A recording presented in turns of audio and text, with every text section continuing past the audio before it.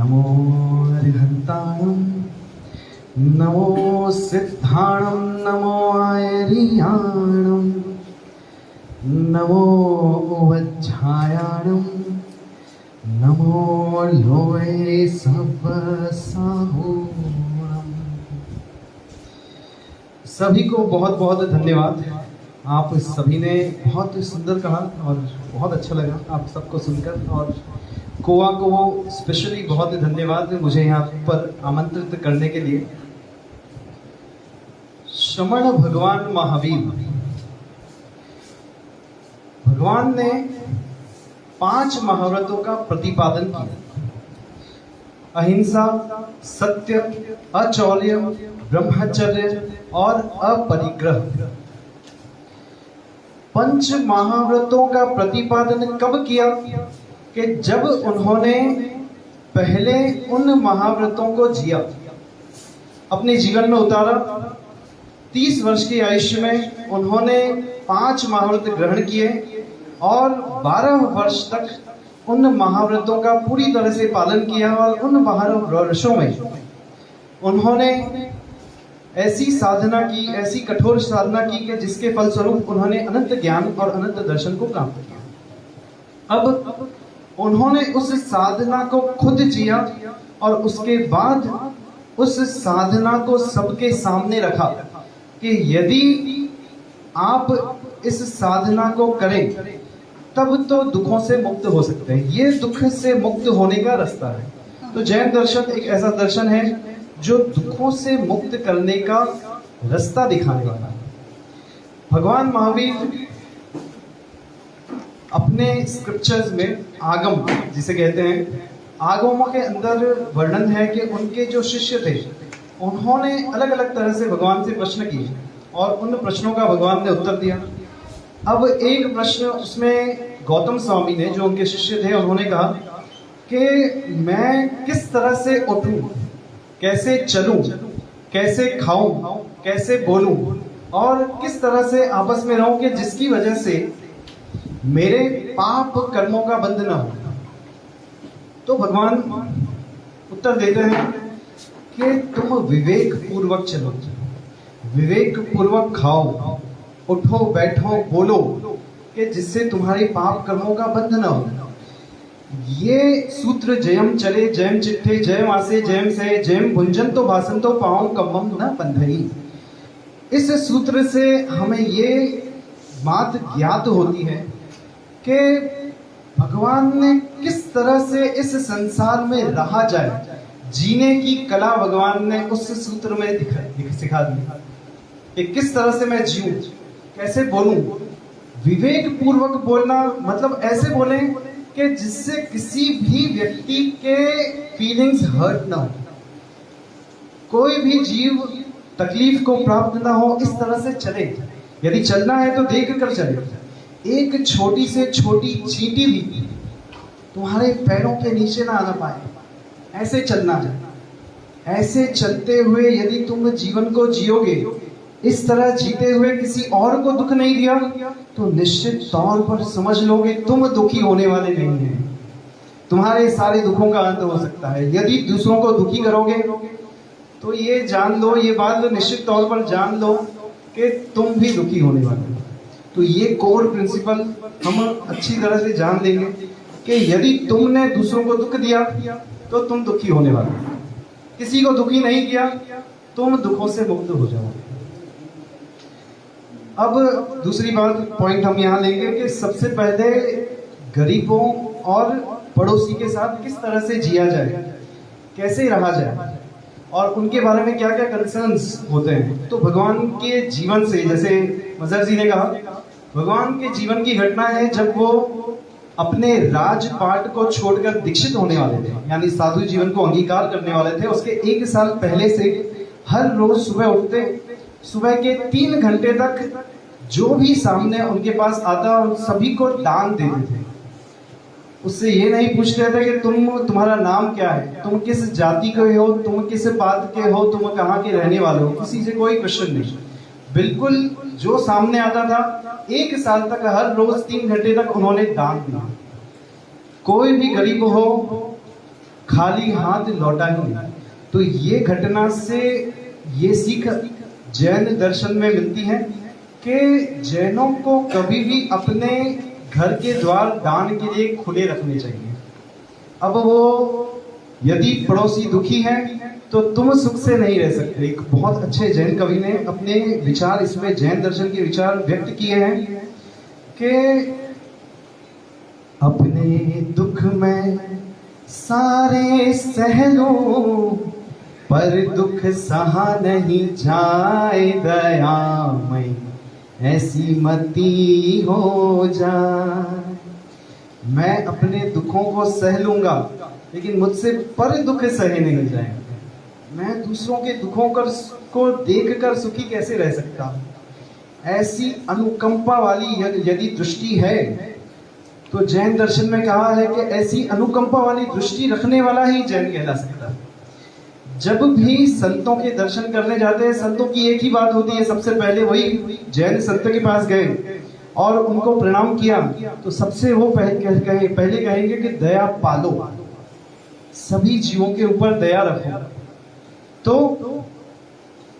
जो पड़ोसी है उनको और जो गरीब है उनके प्रति, सबके प्रति दयामयी दृष्टि रखना, ये जैन दर्शन की जैन दर्शन की बात है। और उसके अंदर एक बहुत सुंदर कोट कि मिट्टी में सर्व भूय सूत्र, जैन दर्शन का आवश्यक सूत्र के अंदर आया हुआ है कि मिट्टी में सर्व भूय सूत्र, सभी जीव मेरे मित्र हैं।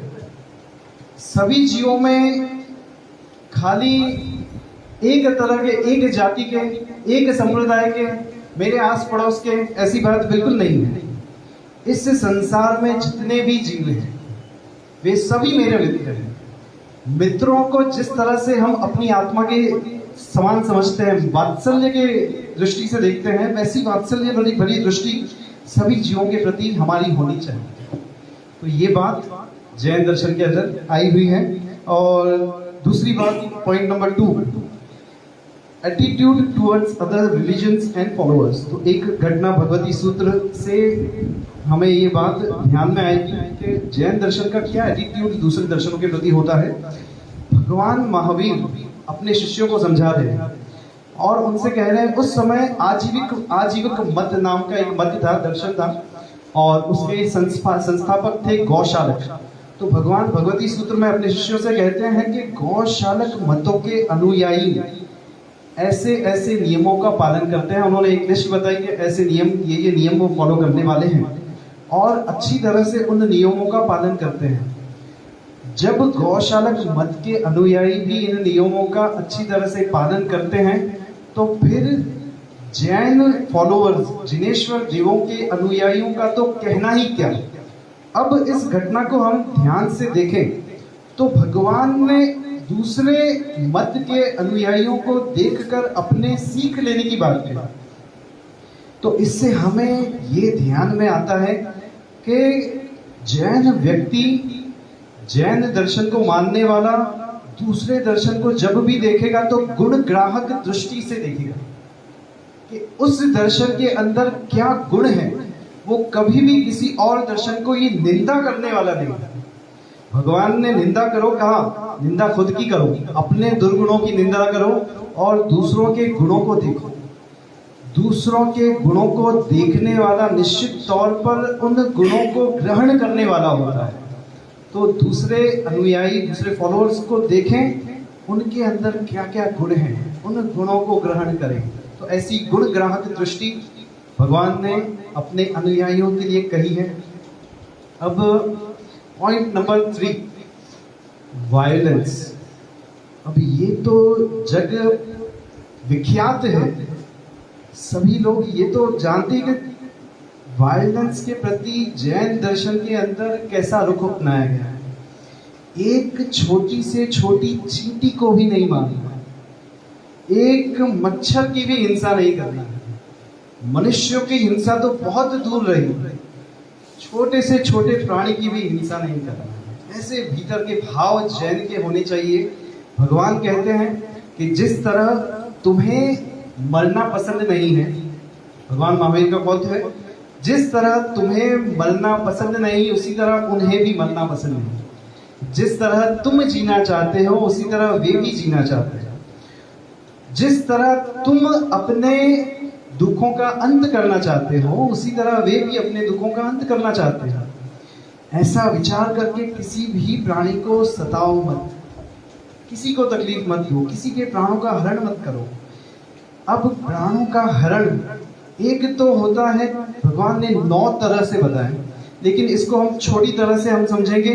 भगवान ने खाली मारना ऐसी बात नहीं कही, मारने के भीतर से मन में भी विचार ना आए, मन में भी ऐसा ना सोचे कि मैं उसे मारूं, ये भी हिंसा है। मन में मैंने विचार किया कि मैं इस व्यक्ति को मार दूंगा, ये हिंसा का स्वरूप है।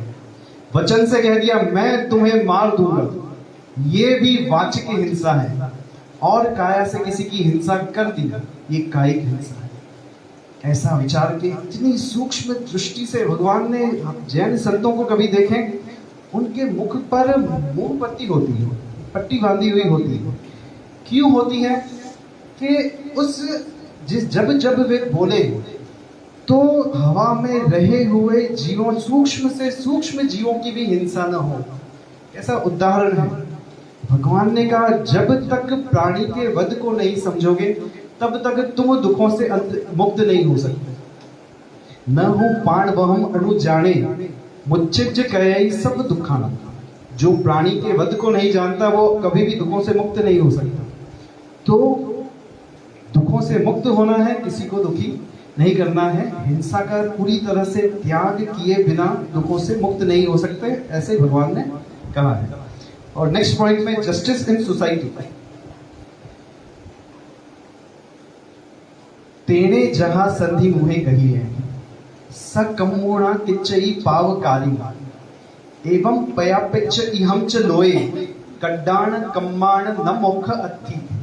उत्तराध्ययन सूत्र की यह गाथा हमें कह रही है कि जिस तरह से एक चोर संधि मुख में, कि जो दीवार को तोड़कर अंदर जाने की कोशिश कर रहा था और वहीं पे पकड़ा गया, अब वो पकड़ा हुआ चोर अपने ही किए हुए काम की वजह से दुखी होगा।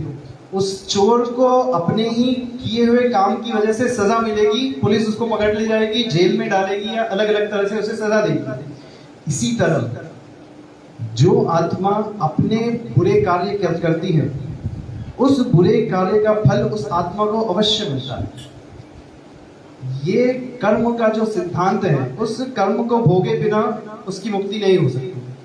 ये कर्म का सिद्धांत जो जानता है किस तरह से अन्याय का आचरण कर सकता है। कर्म सिद्धांत में कहीं भी अन्याय नहीं है। अगर अच्छा काम किया है निश्चित तौर पर अच्छा फल मिलने वाला है, अगर बुरा काम किया है पक्की बात जान लें कि बुरा फल मिलने ही वाला है। उस बुरे फल और अच्छे फल से कोई मुख नहीं मोड़ सकता। ऐसा विचार करके जो ऐसी जस्टिस को जानने वाला है वो बाहर कभी भी इनजस्टिस कर नहीं सकता। पहले अच्छी तरह से वो जस्टिस को जान ले। अगर मैं बुरा करूंगा, मैं यदि किसी को ठगूंगा, मैं इसके साथ अत्याचार करूंगा तो मुझे अत्याचार सहना पड़ेगा, मुझे ठगा जाएगा, मैं ऐसे ऐसे ठगों के द्वारा ठगित किया जाऊंगा। ऐसा विचार करने के लिए आचार्य हेमचंद्राचार्य उन्होंने 35 बोल बताए धर्म में प्रवेश करने के लिए, कि जो अभी तक जैन धर्म में प्रवेश जिसने नहीं किया है, वैसे व्यक्ति जो धर्म के प्रवेश के लायक है, उसमें सबसे पहला पॉइंट तो उन्होंने बताया न्याय संपन्न विभव, कि वह व्यक्ति न्याय संपन्न हो।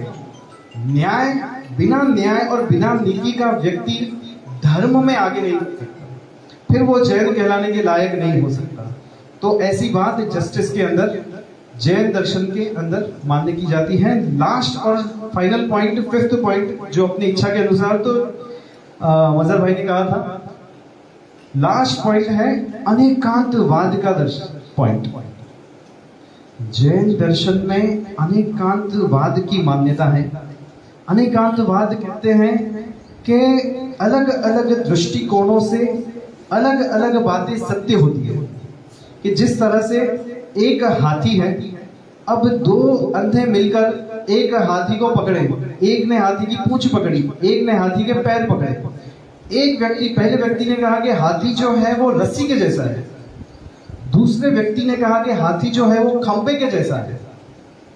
पहले ने कहा रस्सी जैसा, दूसरे ने कहा खंभे, दोनों आपस में लड़ने लगे कि नहीं मैं कह रहा हूं वह सही, तुम जो कह रहे हो वो गलत। लेकिन तीसरा व्यक्ति आया जो दृष्टि वाला था और सही दृष्टि को धारण करने वाला था।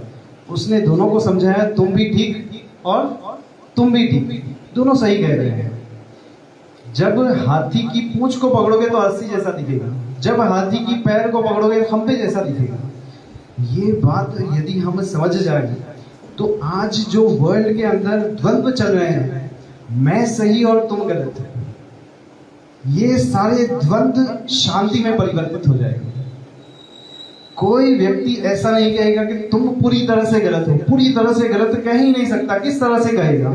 जो अनेकांतवाद को जानने वाला है वो सामने वाले को पूरी तरह से नकार सकता ही नहीं है। अलग अलग दृष्टिकोणों से वो भी सही है और अलग अलग दृष्टिकोणों से मैं भी सही हूँ। तो जब समग्र दृष्टिकोण से अच्छी तरह से वस्तु के स्वरूप को जाना जाएगा तब उस बात का अच्छी तरह से निर्णय हो पाएगा। तो ऐसे 5 पॉइंट वाले आज के सेशन के लिए मुझे बहुत बहुत आभार सबका, आपने मुझे बुलाया और हम यही आकांक्षा करते हैं सभी के बहुत बहुत अच्छा काम हो रहा है। आप सभी को सुनकर आपस में जो जो पॉइंट सुने उससे बहुत सारे नॉलेज गेन हो रहे हैं। बहुत अच्छा कार्य है, इसके लिए मैं कोवा को बहुत बहुत धन्यवाद कर रहा हूँ।